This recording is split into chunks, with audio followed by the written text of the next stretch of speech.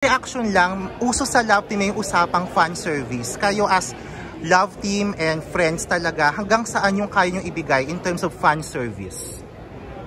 Fan service, I mean... Ano yun? Kami po ginagawa naman po namin yung trabaho namin, and kung ano po nakikita nyo kasi on cam, ganun din naman po kami off cam. So I think wala naman po. Kasi pag fan service parang fake eh. So wala po. We're not faking it.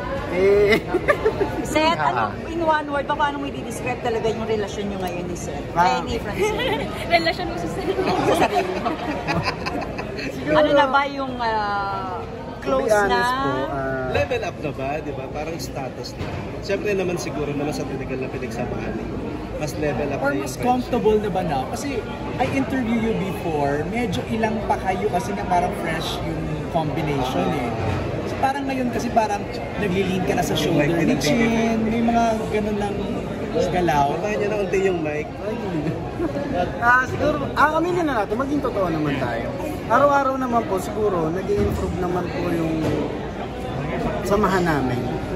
Magiging totoo, ano lang po, may nakikilala ako ni Chin, nakikilala niya ugali ko, nakikilala ko si Chin. So araw-araw may progress kami. Pero to be honest po, wala pa kami dun sa iniisip ng marami na ganto, ganyan, ganyan.